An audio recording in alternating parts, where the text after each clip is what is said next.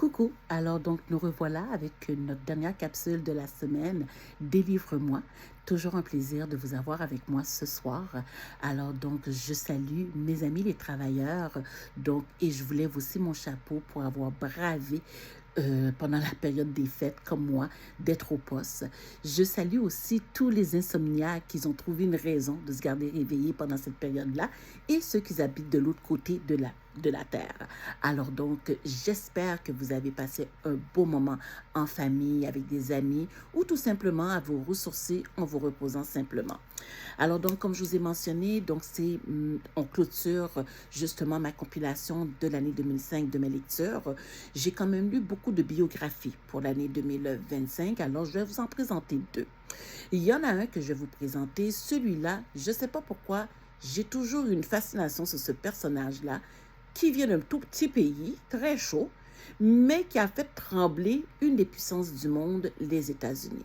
Si les baby boomers se souviennent de la date de 1963, l'année 1963, l'année où il a failli avoir une troisième guerre mondiale entre John F. Kennedy et Fidel Castro. Alors donc, Fidel Castro, c'est un roman, une biographie, une autobiographie, qu'importe, que je conseille. Donc, c'est de voir la personne derrière l'homme politique. Donc, une personne a beaucoup complexe, donc beaucoup complexé aussi, un enfant qui est né d'une union illégitime, donc très longtemps qui n'avait pas de nom, qui portait pas le nom de son père, cause du fait qu'il est né hors mariage et son père aussi était déjà marié ailleurs. Et par la même occasion, de parents illettrés. Alors donc, pour Fidel Castro, tout le monde le sait, Cuba, c'est un des pays où l'analphabétisation, non. Donc, tout le monde doit apprendre à parler, tout le monde doit apprendre à écrire, c'est un must. Et tout ce qui s'appelle enfant et légitime ne passe pas non plus sur la terre cubaine.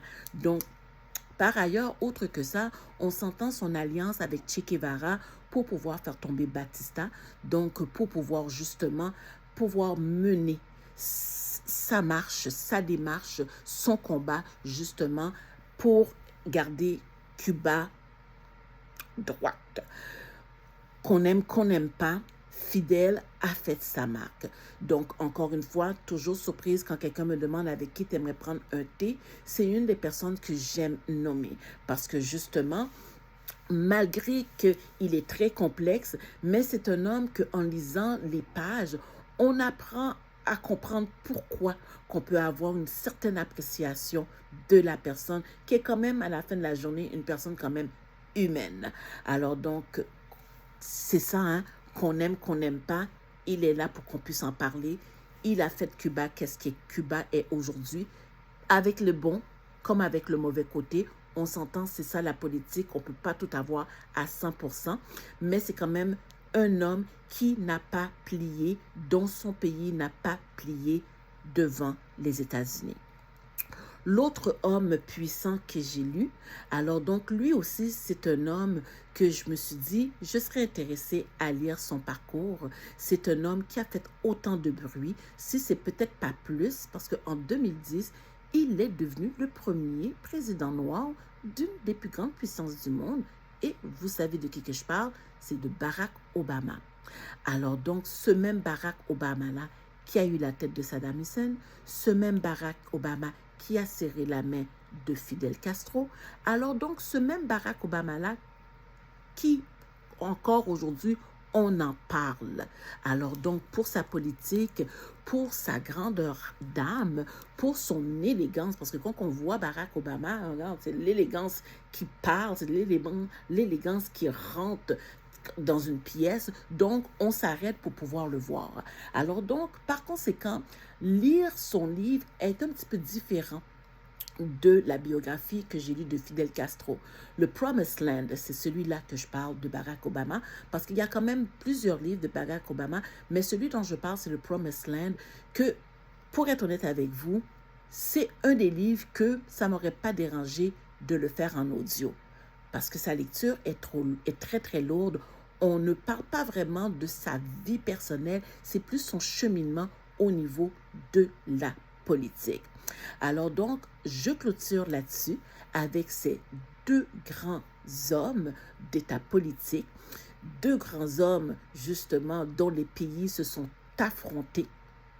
Et il y a encore des petites frictions de temps en temps, mais c'était pour moi une façon de bien clôturer que même si parfois on mange dans la main du diable, mais il y a de temps en temps, quand c'est le temps de faire une trêve, ben on fait la trêve. Alors donc sur ce, encore une fois, une très belle année. Dès lundi qui s'en vient, on commence avec la nouveauté de 2026.